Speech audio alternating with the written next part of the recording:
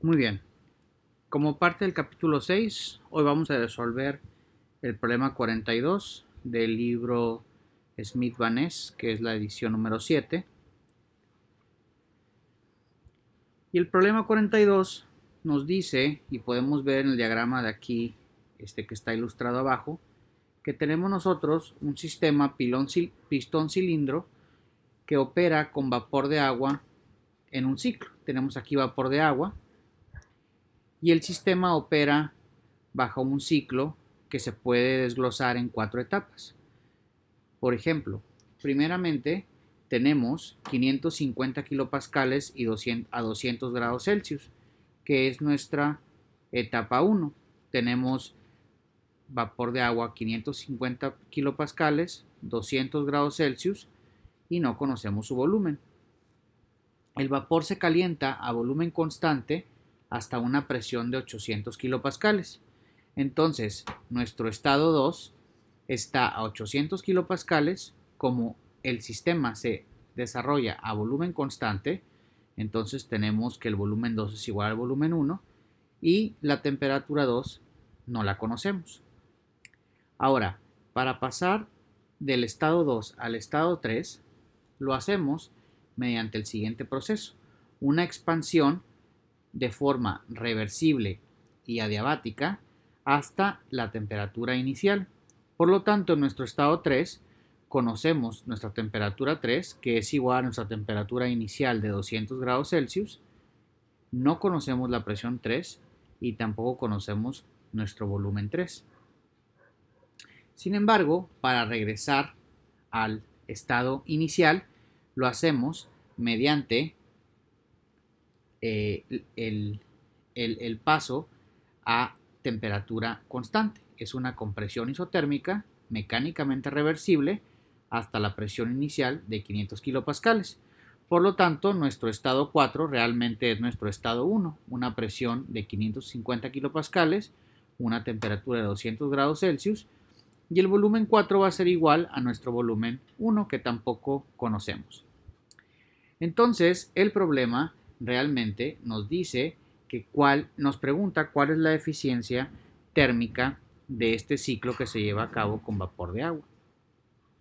Entonces, para obtener nosotros la eficiencia, si podemos recordar la ecuación que dedujimos anteriormente, la eficiencia térmica de un proceso lo podemos calcular con la siguiente ecuación: 1 menos el cociente del calor que se libera a una reserva fría entre el calor que absorbe en una reserva caliente.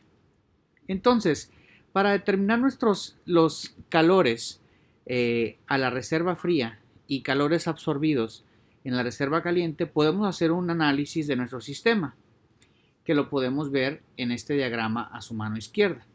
Por ejemplo, para pasar del estado 1 al estado 2, lo hacemos mediante un proceso a volumen constante y aquí nosotros tenemos un calor 1, 2. Ahora, en nuestro proceso para pasar del estado 2 al estado 3 es un proceso adiabático, por lo tanto no existe un calor 2, 3. Sin embargo, para regresar a nuestro estado 1, de 3 a 1, nosotros realizamos un proceso a temperatura constante y por lo tanto sí existe un calor de 3 a 1. Entonces vamos a analizar el proceso en cada una de sus etapas para calcular lo que nos interesa, que es el calor a la reserva fría y el calor absorbido en la reserva caliente. Y así, de esta forma, podemos calcular la eficiencia del proceso.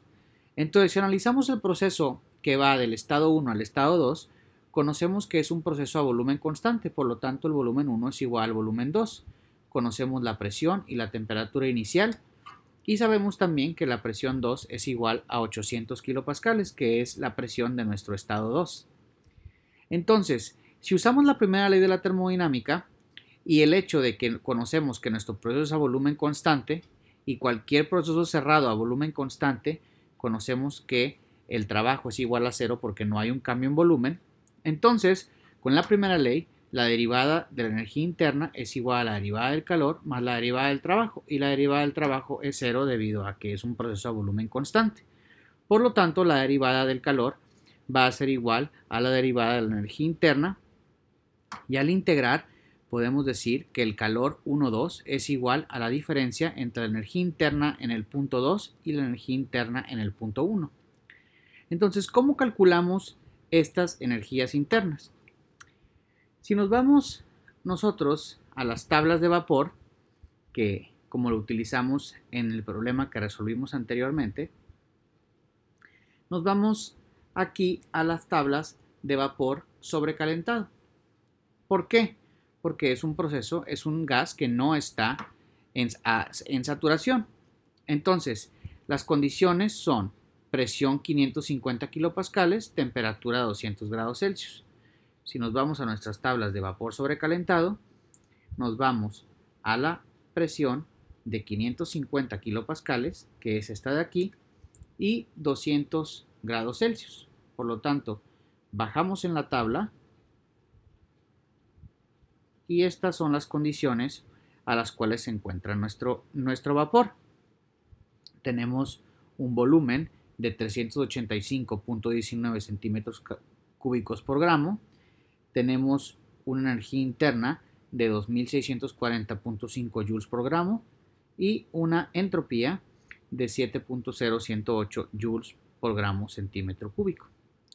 Ahora, lo mismo podemos hacer para nuestro punto 2. En nuestro punto 2 nosotros conocemos, no sabíamos el volumen 1, pero ya lo calculamos. Entonces tenemos el volumen 1 y el que es igual al volumen 2 de 385.19 centímetros cúbicos por gramo. Y también conocemos nuestra presión, que es de 800 kilopascales. Ahora, si nos vamos otra vez a nuestras tablas de vapor sobrecalentado, sobre la línea de 800 kilopascales, podemos irnos a lo largo para ver a qué temperatura vamos a encontrar nuestro volumen de 385.19. Y podemos ver aquí que se encuentra entre estos dos puntos, entre la temperatura de 400 Celsius y 450 Celsius. Entonces, mediante una interpolación podemos calcular que ese volumen de 385.19 lo encontramos a una temperatura de 401.74, y haciendo la misma interpolación para la energía interna, tenemos una energía interna 2 de 2963.1 joules por gramo y una entropía de 7.5782 joules por gramo Kelvin. Ahora, tanto la energía interna 2 como la energía interna 1 que calculamos en la diapositiva anterior, podemos nosotros calcular el calor 1,2, el cual nos da el valor de 322.5 joules por gramo. Ahora, este calor 1,2, como podemos ver, es un calor que se absorbe porque es positivo. Por lo tanto, nuestro calor 1,2 corresponde al calor absorbido en la temperatura, en la reserva caliente. Ahora, para el paso 2.3, para nosotros no es tan relevante, solamente para calcular la entropía. Y podemos porque nuestro sistema es reversible y adiabático.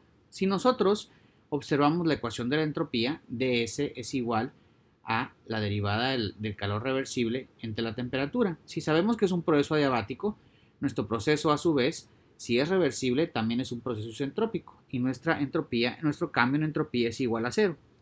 Por lo tanto, nuestra entropía en el punto 2 va a ser igual a la entropía en el punto 3.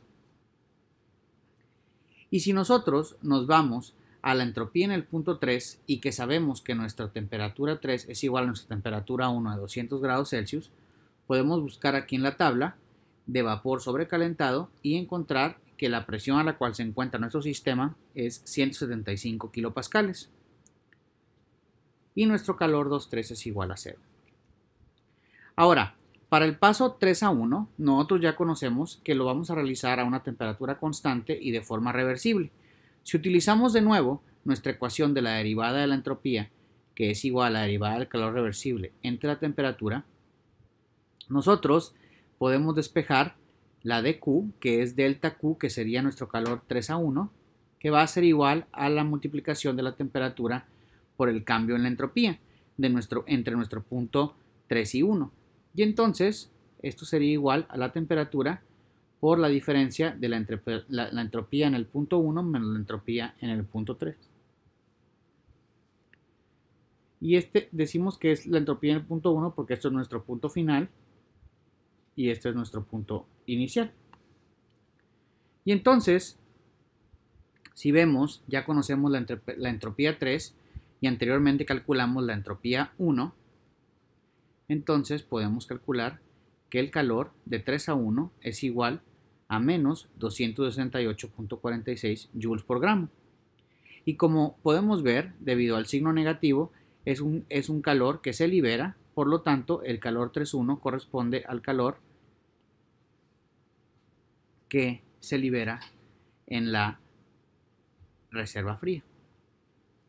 Y entonces, ahora sí que ya tenemos nuestro calor frío y nuestro calor que se absorbe en la reserva caliente, ya podemos calcular nuestra eficiencia, en donde sustituimos 1 menos el valor absoluto de Q de 3 a 1 entre el valor absoluto de Q de 1 a 2 y nuestro proceso obtenemos que tiene una eficiencia de 0.168. Y esta es la manera en la que resolvemos el problema número 42.